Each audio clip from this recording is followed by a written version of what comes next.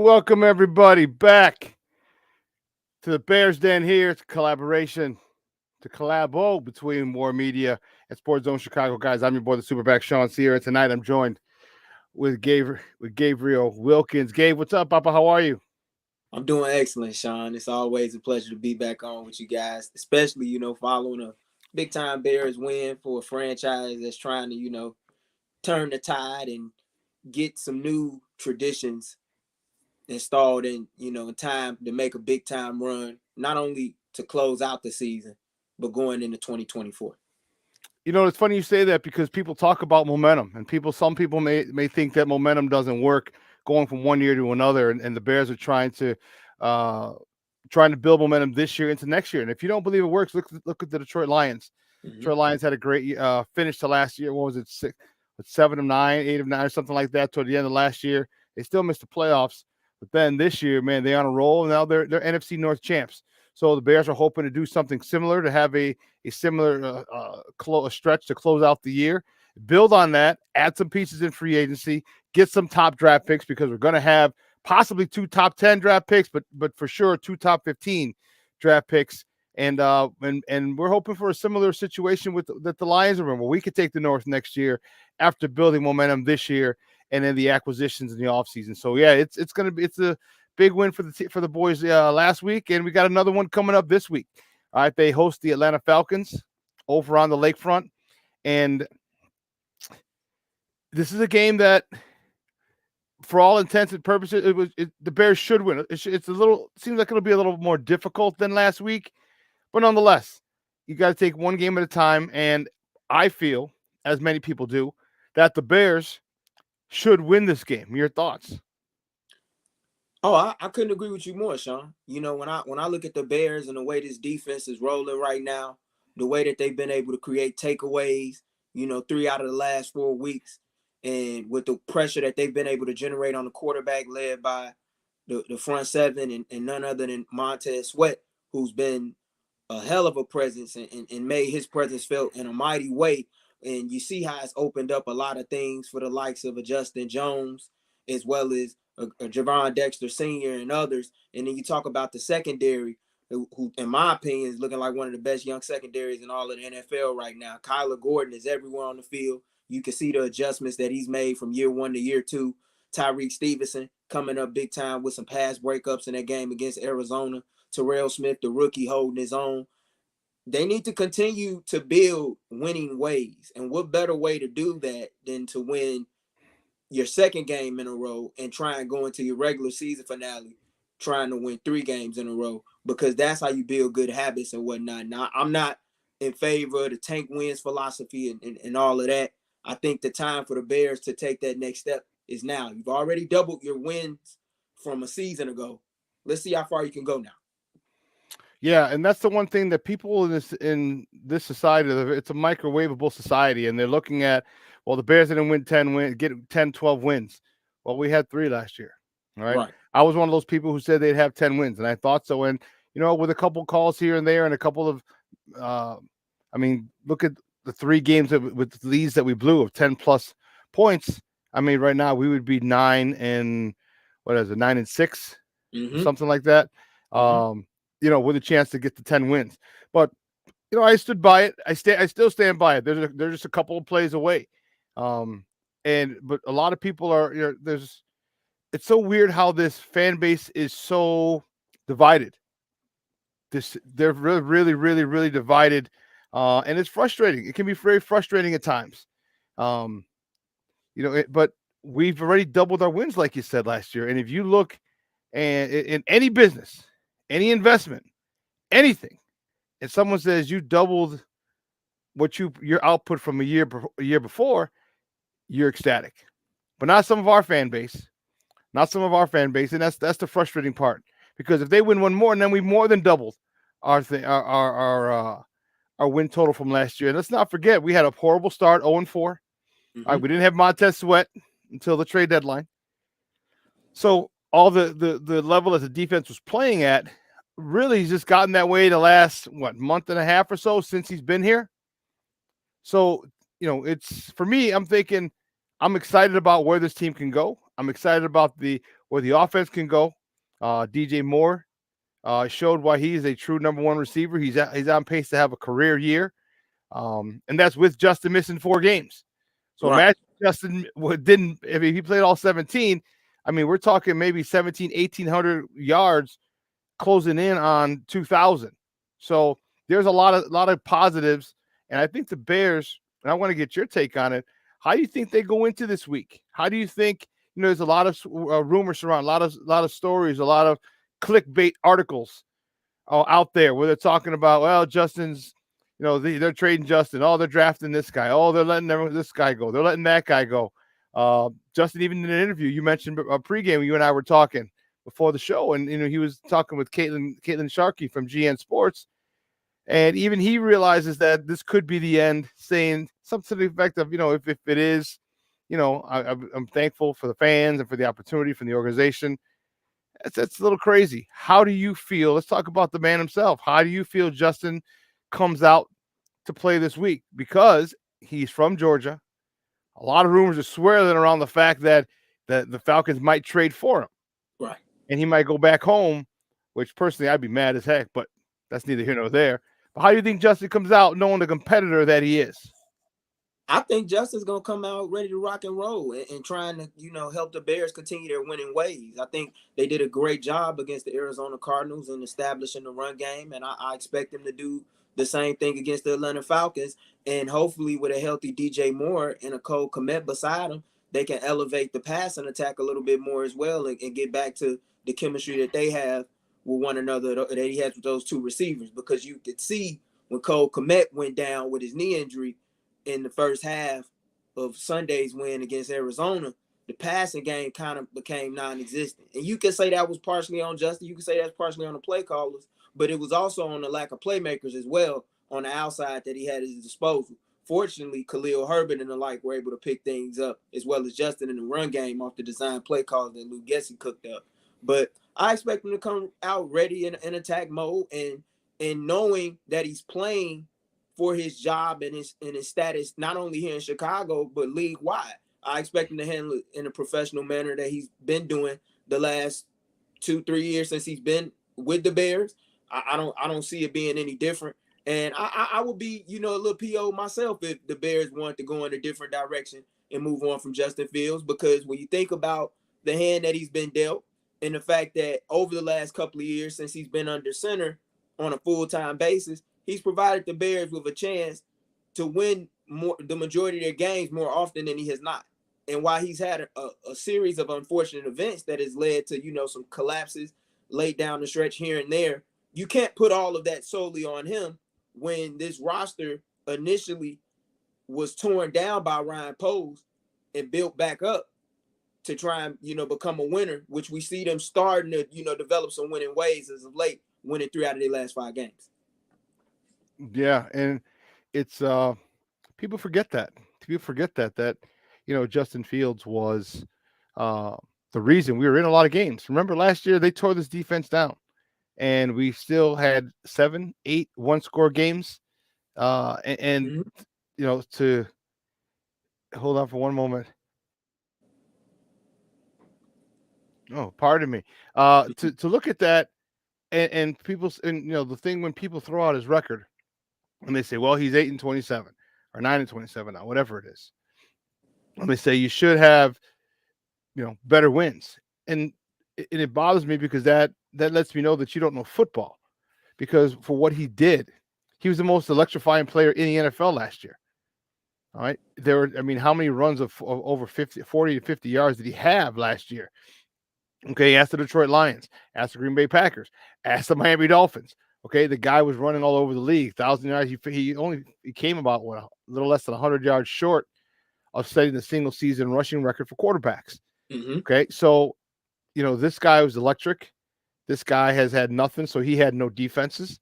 All right, remember there was a stretch last year where he had 5 wins or 5 games in a row where they averaged about 30 points, and the record was 1-4. So you can't continue to ask a person with no receivers, with a makeshift offensive line. We didn't have Darnell Wright at the right tackle. Yep. And the left tackle was a 6th-round pick, all right, out of what? Utah Southern State Utah. or Southern Utah. All Mhm. right, that's your left tackle. And in the middle three, where Tevin Jenkins was in and out with injury. So and you expect he kept us in games. People don't look at that, and they just want to throw those numbers out. So I'm excited to see how this plays out. I want to see him do really, really well against the Falcons. Okay, he's special. This young man is very special, and I hope his final home game here at Soldier Field this season, all right, is a good one, and it's supposed to be mildly warm. All right, 30s or 40s for Sunday's game. Let me double check, and definitely nothing like we were expecting in Chicago in for New Year's Eve. But Right. it should be pretty mild, which should help. Which will help this. It'll be a fast track. And I think it'll be a situation where Justin, for me, hopefully he comes out. So it's going to be about 40 degrees on Sunday. All right, about 40 degrees. Perfect football weather, and it's going to be fun. Let's talk about real quick. Let's talk about this running game. Okay, the offensive line is a little bit still up in the air.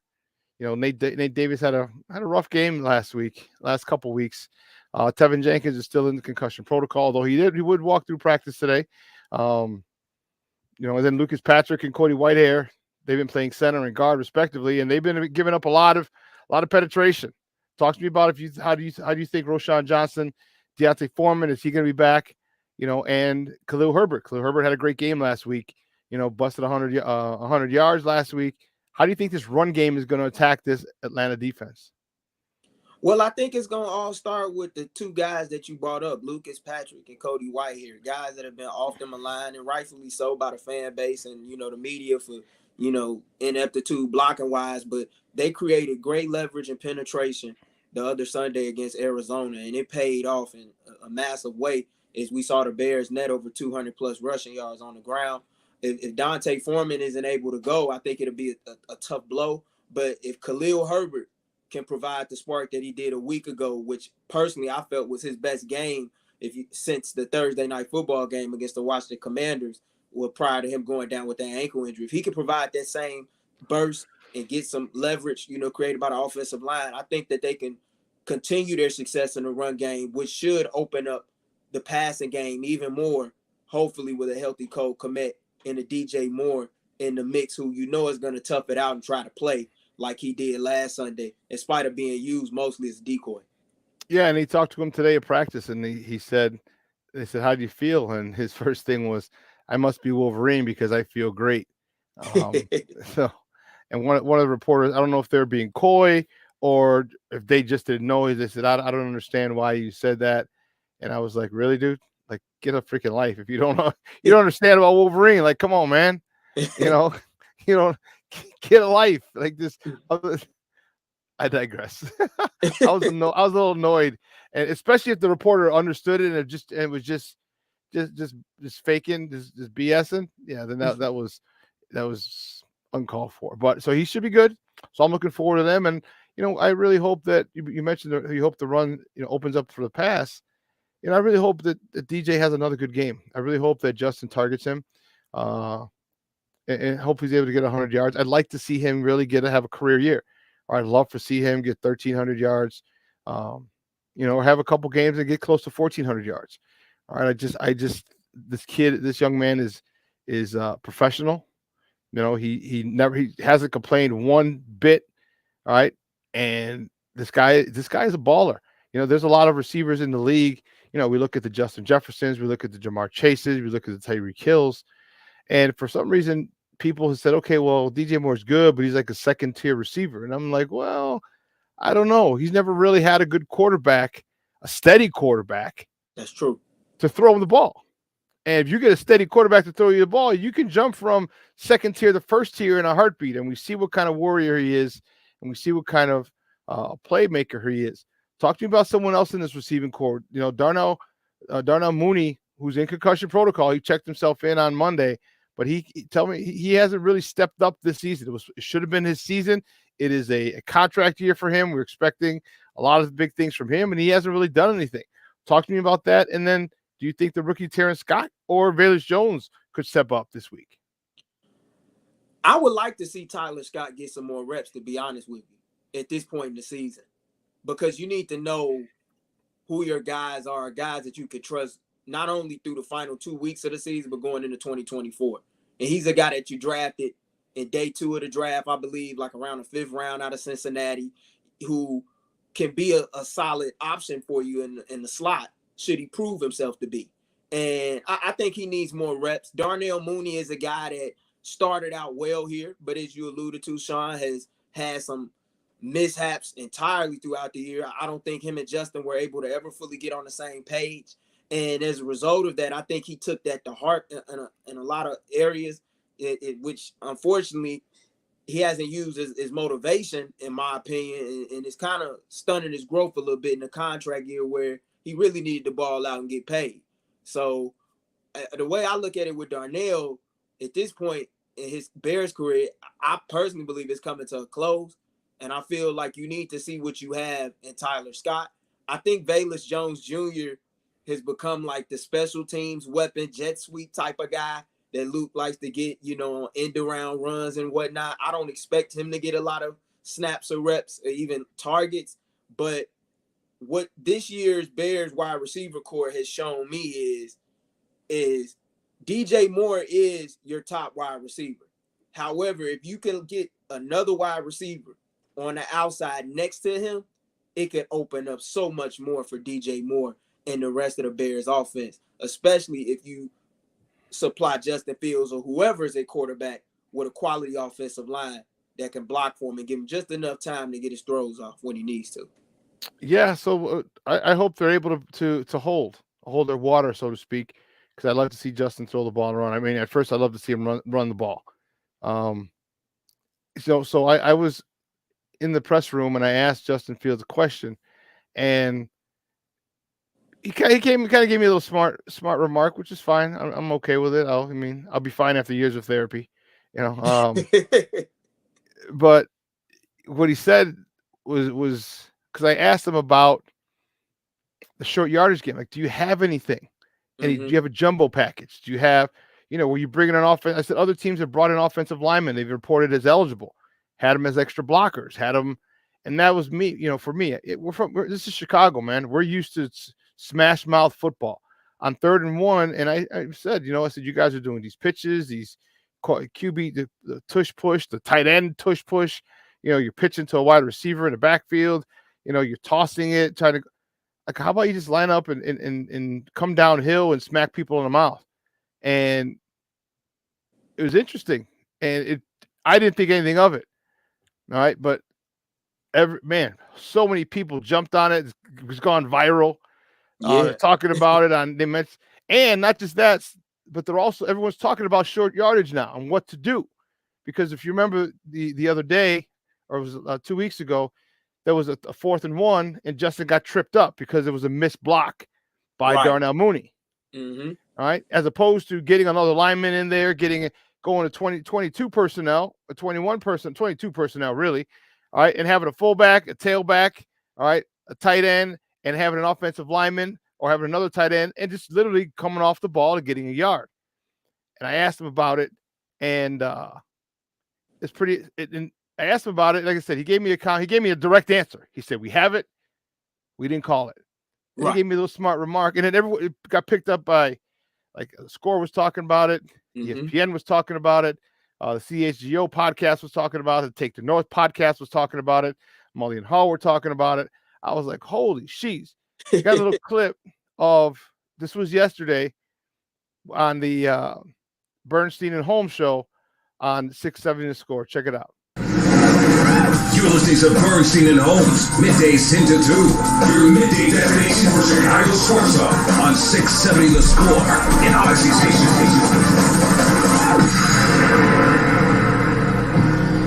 How's that with the issue you have with short yardage? So you guys have a jumbo package. I know a few teams have reported line eligible this year. Yeah.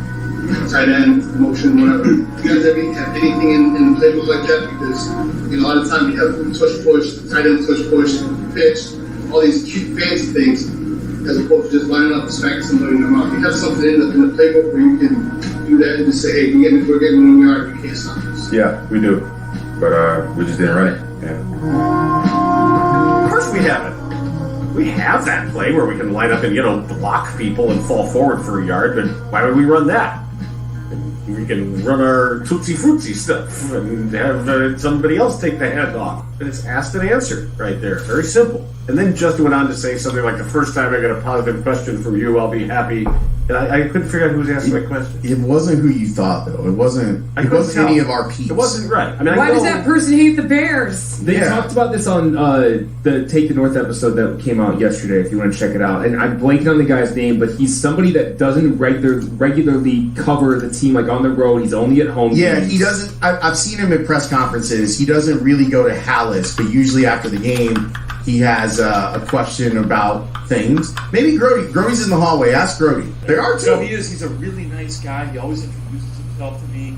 Apparently not successfully. He knows his name is Greg. That's fine. Yeah, that's good. This is the first week I remember his name, but he's a really good, nice guy. But apparently, Fields is headed to his negativity. Yeah. I think that it's okay to ask some harder questions That's in not press negative. conferences. I don't think it's. I think if anything, he's being supportive of Fields. Right. Yes. It sounded like to me that gave Fields an opportunity. Maybe Fields is saying, well, you're setting this up to make me say something bad. I'm going to end up being the bad guy. I believe it's Sean Sierra.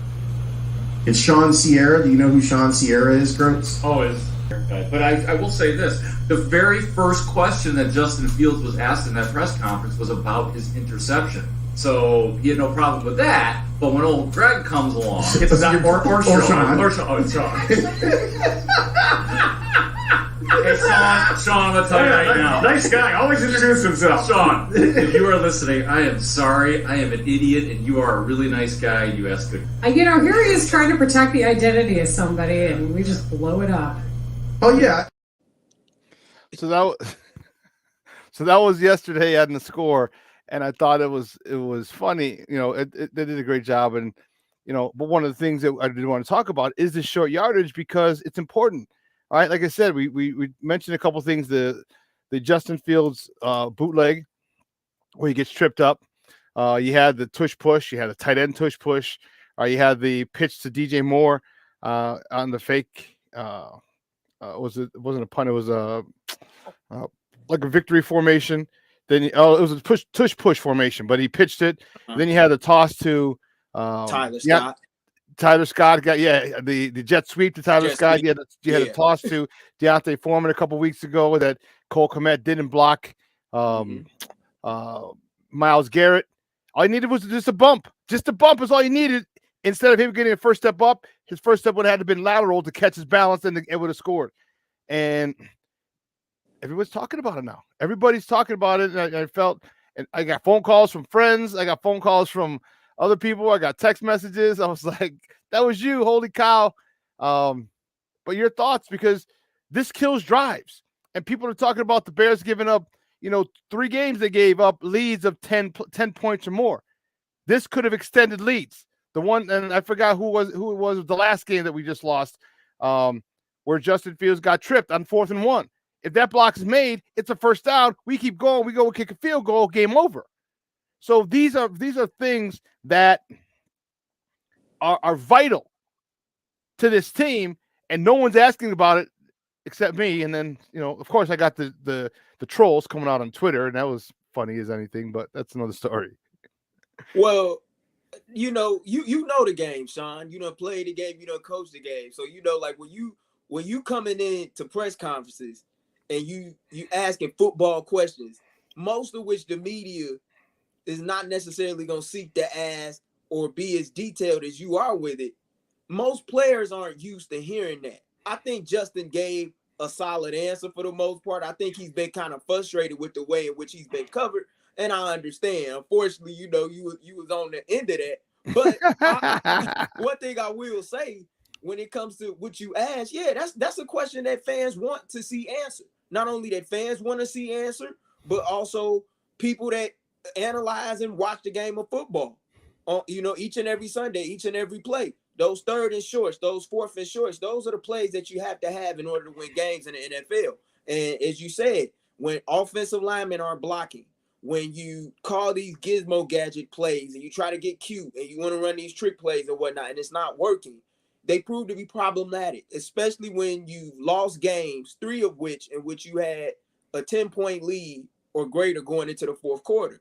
And I find myself wondering the same thing as well. I had a conversation with one of my friends as the game was going on about the Bears and the lack of a short yard package scheme, a personnel scheme that they have to convert those plays. Because those plays are the differences between whether or not you can continue to keep your momentum or you lose momentum in a game. And when you lose momentum in a game, you give your opposition a chance to not only have hope, but to snatch games away from you, which is what has happened to the Bears. And that's been the difference, in my opinion, between them being a team that could be on the precipice of winning 10 games this season, like so many fans hope for, versus where they currently are now, in spite of it being an improved year under Matt Eberflus and his staff, considering how the season started. Yeah, and it's very important, you know, and what that does is it teaches you how to win. Yeah. Okay. It teaches you how to put people away. And that's the one thing that they're learning how to win. Okay. But now they're not learning.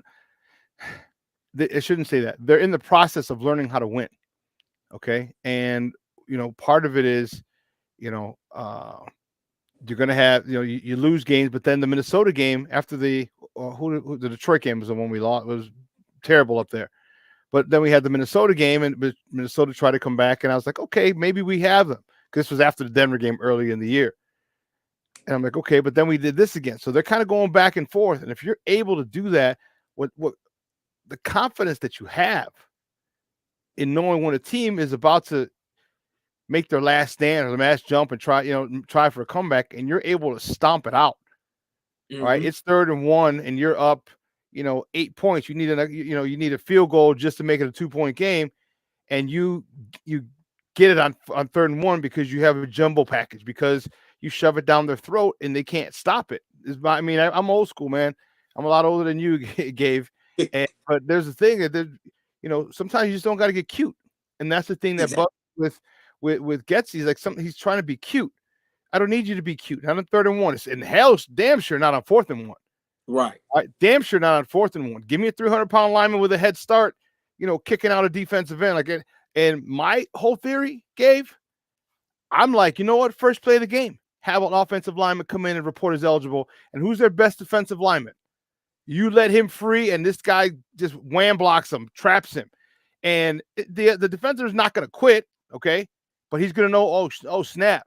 I need to get my mouthpiece in and my chin strap buckled tight because it's about to be one today.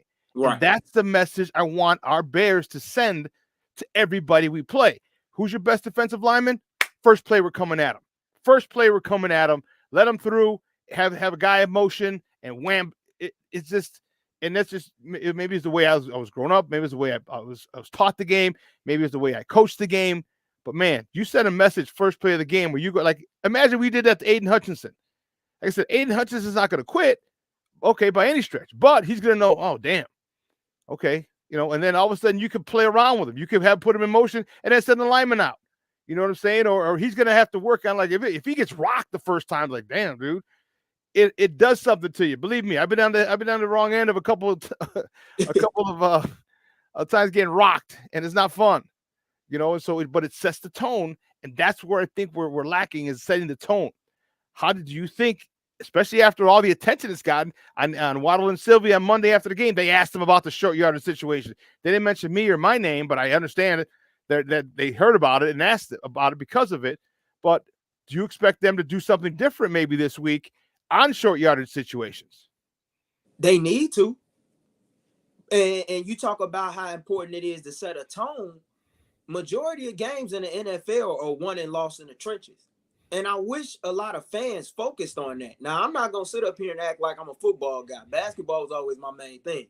But I do know the importance of offensive line play. And if you don't believe me, look at the team that has one of the best records in the NFC and represented the NFC in last year's Super Bowl, the Philadelphia Eagles. Mm-hmm. They dominate the game in the trenches. And that's the team that's made the tush push widely popular in a play that is used and heavily utilized in short yardage situations. So when you have offensive linemen that can dominate and set the tone for you and let the defensive line on the opposition side of the ball, the opposing side of the ball know that you're here, it's going to be a long day. And I think they have to learn how to establish their dominance in the trenches, and they have to continue to stack up depth in the trenches going forward. But yeah, I would expect them to have greater detail and attention on their short yardage plays, especially when it's become a heavily talked about topic since you posed that question to Justin Fields, who I understand the way in which he answered it, especially when you consider the fact that just 8 weeks ago, going into that game against the Kansas City Chiefs, he talked about how things could be simplified better by the coaching staff when they were saying, well, who do you think is responsible for your struggles? And he also took accountability as well. But when he threw his coaching staff a little under the bus a little bit, you saw how Bears PR had him backtrack that and go in front of his locker and make a statement saying, you know, I didn't mean any harm or anything like that. Even though I think a lot of fans understand where he was coming from. They watched the game and focus on not just the all 22 tape, but they watched the entire 60 minutes from the first to the fourth quarter. Yeah, that's like you call someone, just you stupid son of a, oh man, and afterwards like, you know what, I was just kidding. Like, no, you were serious. Right. You said that out of anger. You know you were serious. Yeah. but that was yeah, that was interesting. So yeah, I'm looking forward to it, Gabe. I'm looking forward to them. You know, man, I'll tell you what, if they get bringing an offensive lineman, report him as eligible, and run exactly what I asked Justin, man, I'll be like because I always see Kevin Warren in the bowels underneath the stadium outside the locker room. And yet last week I actually saw Ryan Poles for the first time. That happens if I'm gonna be like, Mr. Poles, where's my check? Because I just gave you mugs of play. And he should know. Ryan Poles should know better than anybody because he's an offensive lineman himself. Bingo. So if there's anybody who should know the importance of dominating games in the trenches, it's him. And I think that's gonna be one of the big priorities with one of their 2 draft picks that they will have. And if they get the number 1 pick, there's no telling what they could do with it. But if they would have traded or whatever, they could easily get a haul full of picks and use that as well as, free agent dollars to supplement their offensive line and make it greater than what it's been the last 2 seasons. Okay. So I'm glad you went there. Okay. What do? You get the number 1 pick. Carolina only has to lose one of the next 2 games, just one. And we got the first round pick. GM? If it's me, what do you do with the number 1 overall pick? With the number 1 overall pick, I'm taking Marvin Harrison Jr. out of Ohio State. That's the guy that I want.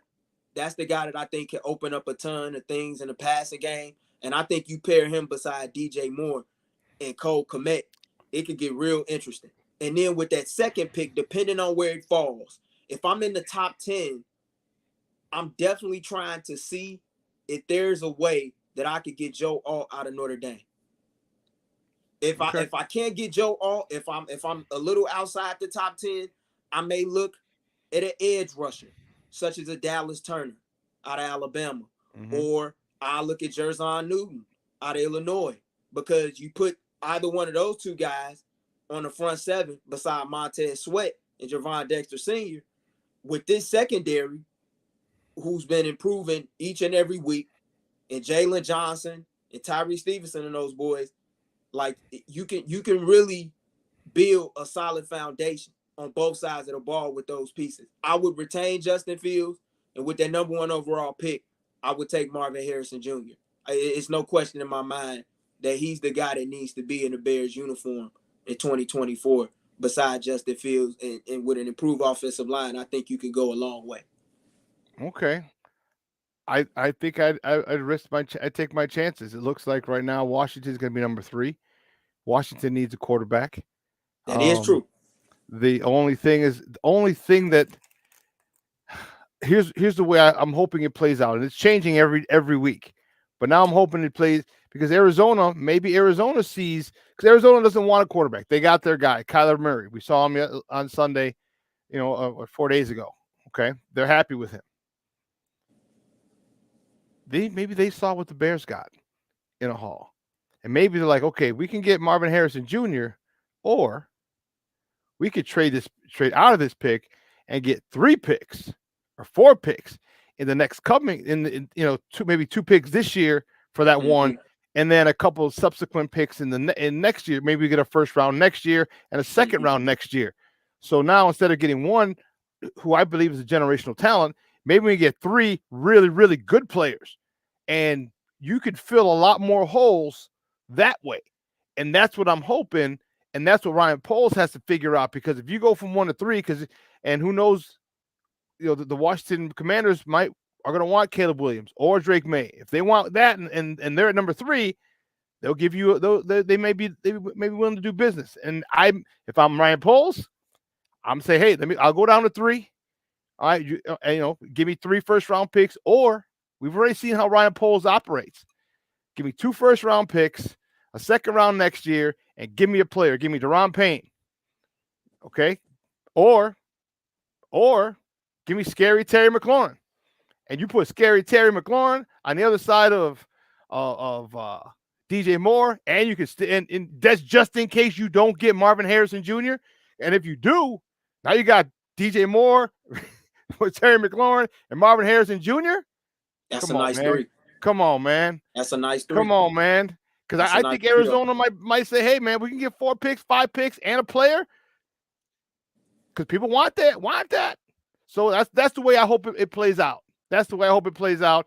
And then the other pick, man, I don't even give a damn. Maybe left tackle, because if we get that haul, man, that means we're going to have 2 first-round picks this year, 2 first-round picks in 25, 2 first-round picks in 26, and that is how you build a phenomenal team. And Ryan Poles has been adamant about saying, I'm building through the draft. I think you get one more free agent. For me, my biggest free agent, I say go get Danielle Hunter. He's a free agent. Go get Danielle Hunter, put his ass on the other side of Montez Sweat. Yeah. He not only does he rush the quarterback, but he's phenomenal at run, stopping the run too. Yes, he is. Man, I don't knock that at all. I actually like that. And Washington is a team that I would look at if I was Ryan Poles and I was trying to make a trade, because that's a team that's very desperate to find a quarterback, and they have not fully committed themselves to Sam Howell long term. So you can make that deal. But yeah. I would love to see Marvin Deron Payne. Yeah, Deron Payne, and then you go or Jonathan Allen, and then you sign Danielle Hunter in the offseason. Come on, man. That would be scary business. Ooh, Charlie. That's a Super Bowl ready defense right there with those linebackers and that secondary. Man, now the rest of the whole draft is offense. You could go that direction if you got those playmakers beside Montez Sweat on the defensive end. And you talk about the linebacking core. Tremaine Edmonds was a guy that I know a lot of Bears fans were iffy on, but over the last several games, he stepped up in a major way and been a big-time playmaker beside T.J. Edwards, who's been laying guys out left and right. He's leading the NFL in tackle, T.J. Edwards. So you basically got 2 linebackers for the price of Roquan.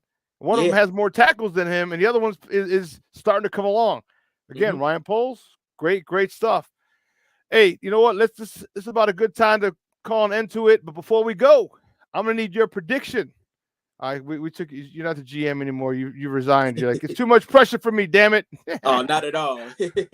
Like I like the suite up here. I like watching the game in nice warm weather. No. No, the GM got the best job to be. That's gonna be the coolest decision to make if you Ryan Poles. It's gonna be a tough one, but it's a fun one because Bears football has never been more interesting in my lifetime since these last 2 years. So,